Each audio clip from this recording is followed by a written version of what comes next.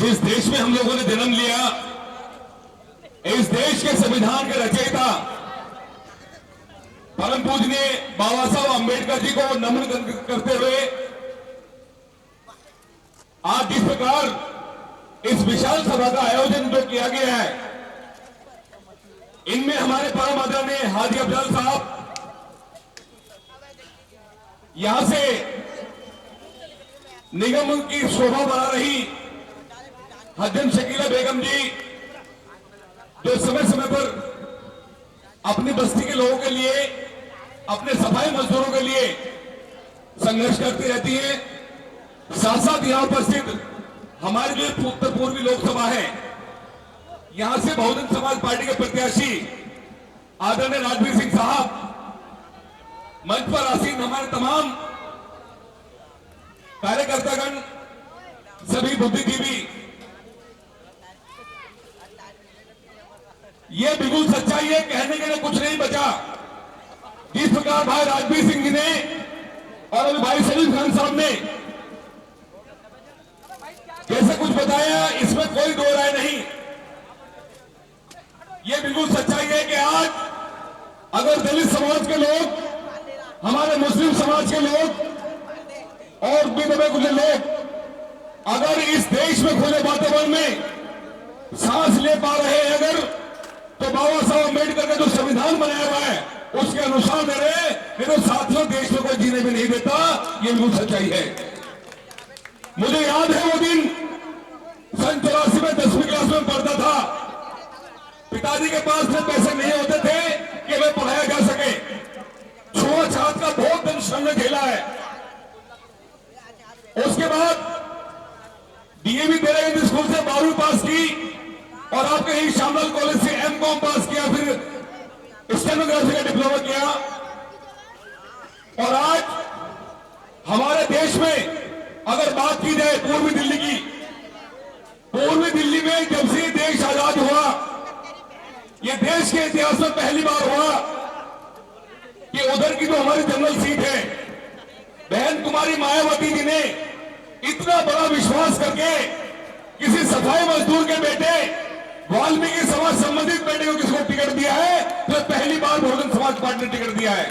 अन्यथा आज तक किसी राजनीतिक पार्टी ने उभरने की भी ऐसी जहमत नहीं समझी। निगमों में हमारे सफाई मजदूर काम करते रहे और हमारे यहाँ की भोली भाली बेकसूर जनता उसका खामियाजा भुगतती रही। इसका कारण यह रहा कि 2012 में दिल्ली के तत्कालीन मुख्यमंत्री, जो आज भाई राजवीर सिंह जी के सामने चुनाव लड़ने के लिए आई है, उन्हें हम सबक सिखाएंगे। हमारे तमाम वाल्मीकि जाति के लोग, तमाम दलित समाज के लोग, क्योंकि शीला दीक्षित ने निगमों को 3 हिस्सों में बांटा। आज हमारे सभी सफाई मजदूर जो इधर उत्तरी पूर्वी दिल्ली में भी लाखों की संख्या में है, सबने एकजुट होकर पढ़ कर लिया है कि कहीं भी दिल्ली के तत्कालीन जो मुख्यमंत्री नहीं है शीला दीक्षित, जो यहाँ चुनाव भी लड़ेंगे, उन्हें किसी सभाओं में जाने भी नहीं दिया जाएगा। साथियों, ये सबने पढ़ कर लिया है, क्योंकि आज हमारे समाज के लोग सारे भुखमरी कगार पे हैं।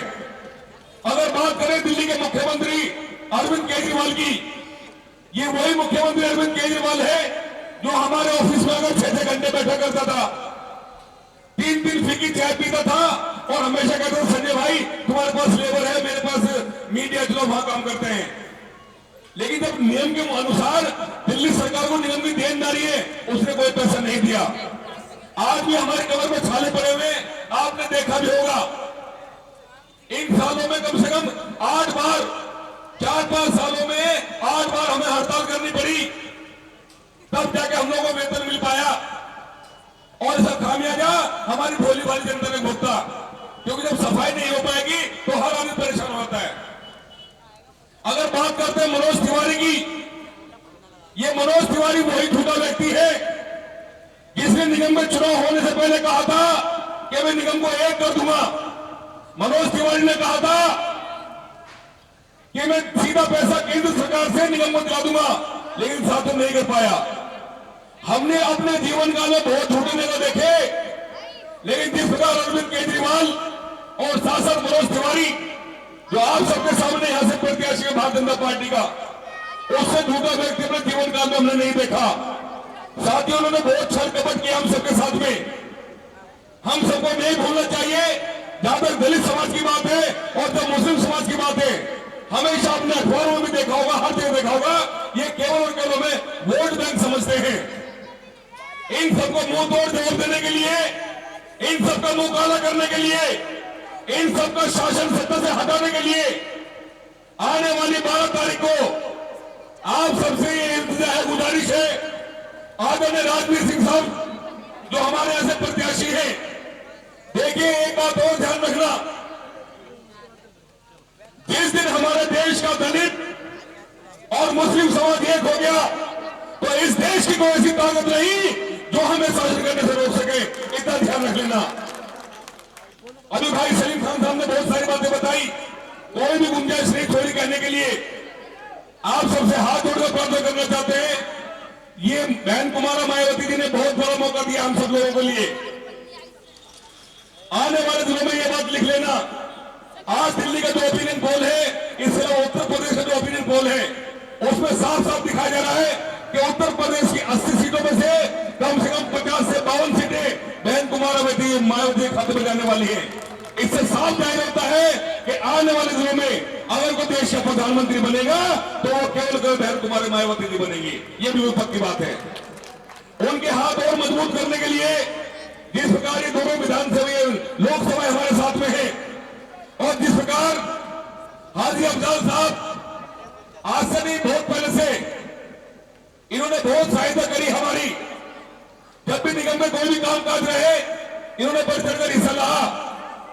मुझे याद है 1 जनवरी का दिन, नए साल वाले दिन, हमने इनका आशीर्वाद लिया था कार्यालय में आकर।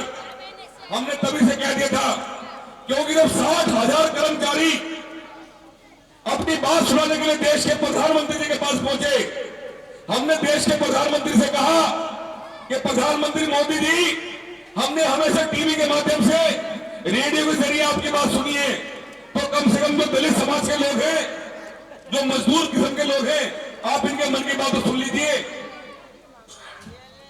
तकरीबन 60,000 कर्मचारी जंतर मंदिर पहुंचे और पता है बदले में क्या मिला? उन्होंने बर्बरता पूर्वक लाठीचार्ज हमारे पर किया। उसमें महिला कर्मचारी भी साथ में थी। उन्हें शर्म आनी चाहिए थी, पुलिस विभाग को शर्म आनी चाहिए थी कि हमारी महिलाओं को भी नहीं बख्शा। किसी का हाथ तोड़ दिया, किसी का सिर फोड़ दिया। 700 ml से कहानी पड़ी हमें महिलाओं की, 700 महिलाएं जख्मी हो गई। इससे साबित होता है कि ये लोग हमारी बात सुनने वाले नहीं, इसलिए मजबूर होकर कदम उठाया गया। फैसला आप सबके हाथ में है। ये पहली बार ऐसा मौका मिला है, जैसे मैंने बताया आप लोगों को। हम भाई राजवीर सिंह जी को, परम आदरणीय हाजी अफजल साहब को एक विश्वास दिलाना चाहते हैं, वचन देते हैं कि जिस प्रकार सीमापुरी में, नंदनगरी में और अन्य जगहों पर जहां जहां भी समाज के व्यक्ति हैं, उनके घर घर जाकर सबको जागरूक करके एक तरफा मतदान भाई राजवीर जी के पक्ष में करेंगे, ताकि दोनों सीटें झोली मार सके और बहन कुमारी मायावती जी के हाथ को मजबूत कर सके। बहन कुमारी मायावती का बयान भी हमने सुना। उन्होंने कहा कि पूर्वी दिल्ली की हमारी 2 सीटें हैं, अगर ये दोनों सीटें हमारी निकल के आती हैं, आप सबके आशीर्वाद दुआओं से देश के प्रधानमंत्री बहन मायावती जी बनेंगे, बिल्कुल पक्का हो चुका है। उन्होंने कहा है कि राजवीर सिंह जी हो, संजय गहलोत जी हो, इन दोनों को मैं अपने देश का केंद्रीय मंत्री बनाकर लाऊंगी, लेकिन कम से कम फैसला तो आप लोगों के हाथ में है। तो सबसे अपील की जाती है कि आने वाली 12 तारीख को हाथी का जो चुनाव चिन्ह है, इस पर भारी से भारी संख्या में केवल और केवल एक ही निशान नजर आना चाहिए उस दिन, क्योंकि आज के बाद हमारा एक ही नारा होना चाहिए, चलेगा हाथी, उड़ेगी धूल, ना रहेगी झाड़ू पंजा, ना रहेगा फूल, सबको हाथी उड़ाकर ले जाएगा। साथियों, हमें बाबा साहब का मिशन भी याद रखना चाहिए कि बाबा साहब का नारा है, अब पार्लियामेंट हमारा है। हम पार्लियामेंट में जाकर दोनों भाई आपकी आवाज बुलंद करेंगे और दलित समाज के मुस्लिम समाज के बातें आप सबकी आवाज को बुलंद करने का काम करेंगे। साथियों, बहुत बहुत धन्यवाद।